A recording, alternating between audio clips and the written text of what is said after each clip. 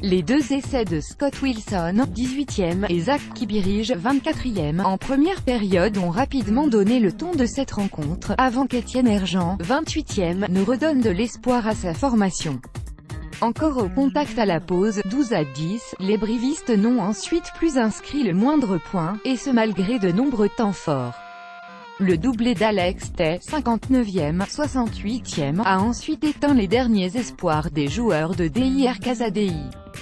Alors que Newcastle file en demi-finale, Brive va désormais pouvoir se concentrer sur son maintien en top 14. Essai de Newcastle contre Brive, Crédit Photo, EPCR, Rugbygrama. Fin de parcours pour Brive. La parenthèse européenne s'est ainsi refermée pour le CAB, ce vendredi à Newcastle. La bouffée d'oxygène que représentait le Challenge Cup avec mal en point en top 14, la formation corrézienne ne pourra plus rêver à une autre épopée dans cet opus 2017 à 2018 décidément bien terne.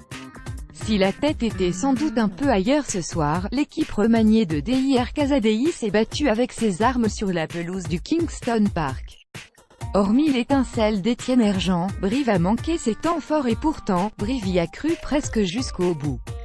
Malgré son retard chronique au tableau d'affichage, le CAB n'a jamais rendu les armes dans ce match éliminatoire face au 4e de Premiership. L'étincelle de 60 mètres signée Étienne Hergent a permis à ses coéquipiers de faire douter des Falcons maladroits et intermittents du spectacle dans des conditions plutôt délicates. La suite, un condensé de munitions gâchées et de regrets pour Brive. Car les Corréziens sont parvenus à éloigner le danger à de multiples reprises, avant de s'offrir les opportunités de revenir au score. Mais les coéquipiers de Saïd Direch n'ont plus marqué le moindre point après la demi-heure de jeu. Impuissants à l'approche de la zone de vérité adverse, les brivistes pourront toujours s'en vouloir. Mais le train n'est passé qu'une fois, et le CAB est resté à quai. Auteur d'un doublé en seconde période, à chaque fois idéalement servi par Toby Flood, homme du match, l'ailier de Newcastle Alex Tay a terminé le travail.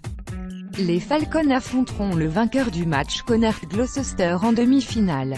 Les Cougous, eux, vont se tourner vers d'autres matchs couperets beaucoup plus capitaux. Ceux d'un maintien dans l'élite du rugby français.